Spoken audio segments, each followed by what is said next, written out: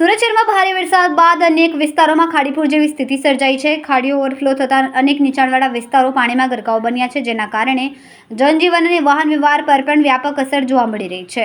આ મુદ્દે ભાજપના નેતા કુમાર કાનાણીએ તંત્ર પર આક્ષેપ કર્યા। તેમણે જણાવ્યું કે પાલિકાના અધિકારીઓના આયોજન માત્ર કાગળ પર જ સીમિત રહ્યા છે અને સ્થળ પર પૂરતી કામગીરી જોવા મળતી નથી।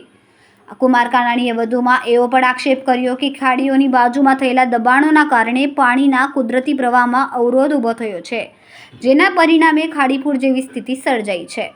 બીજી તરફ અસરગ્રસ્ત વિસ્તારોમાં પાણીના નિકાલ અને રાહત કામગીરી ચાલુ હોવાનું તંત્ર જણાવી રહ્યા છે। હાલ સ્થાનિક લોકો પાણી ઓસરવાની અને સ્થિતિ ઝડપથી સામાન્ય બનવાની રાહ જોઈ રહ્યા છે। જે રીતે સુરત શહેરની અંદર અતિ ભારે વરસાદ થયો છે અને સુરત જિલ્લામાં ઉપરવાસમાં પણ વરસાદને કારણે ખૂબ ગંભીર સમસ્યાઓ ઊભી થઈ છે અને ખાસ કરીને ખાડીપુર જે આવ્યું છે એ ખાડીપુરને કારણે લાખો લોકો હેરાન પરેશાન થયા છે। લોકોના ઘરમાં પાણી ઘૂસી ગયા છે। આજે પણ એ પાણી ઉતરતા વાર લાગે એવી પરિસ્થિતિનું નિર્માણ થયું છે। ગયા વર્ષે ખાડીપુર આવ્યા પછી એમની સમીક્ષા બેઠકો થઈ હતી, આયોજન માટેની બેઠકો થઈ હતી અને એની અંદર કેવી રીતે આયોજન કરવું, ભવિષ્યમાં ખાડીપુર ન આવે એના માટેની શું શું કાર્યવાહી કરી શકાય એની વાતો અને ચર્ચાઓ થઈ હતી।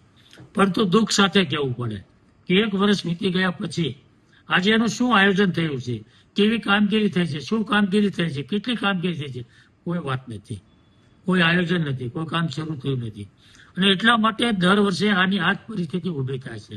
એટલે હું ચોક્કસપણે માનું છું કે વહીવટી તંત્રે, કમિશનર અને ટીમે આ ખાડીપુરની સમસ્યા કાયમી ધોરણે એનો ઉકેલ આવે અને આ સુરત શહેરને ખાડીપુરની બાંધમાંથી મુક્ત થાય એના માટેનું નક્કર આયોજન કરવું જોઈએ। શું કરી શકાય, ટેકનિકલ લોકો, એન્જિનિયર લોકો સાથે આખું સર્વે કરી અને આ પાણીને ક્યાં લઈ જઈ શકાય, ક્યાં ડાયવર્ટ કરાય, કેવી રીતે ટાંકી સુધી પહોંચાડાય અને લોકોને મુશ્કેલી ન થાય એનું નક્કર આયોજન કરી અને તાત્કાલિક એનો અમલ કરી અને કામ થાય એવા પ્રયાસો કરવા જોઈએ, જેમાં વહીવટી તંત્ર સંપૂર્ણપણે નિષ્ફળ ગયું છે એવું ચોક્કસપણે માનું છું। કેટલા લોકોને અસર કરે છે કાકા ખાડી? લાખો લોકોને, લગભગ પોણા શહેરને આ ખાડીના કારણે નુકસાન થાય છે, અસર કરતા બને છે અને લોકો જ્યાં સુધી પાણી ન ઉતરે ત્યાં સુધી ઘરમાં રહી પણ ન શકે એવી પરિસ્થિતિનું નિર્માણ થાય છે।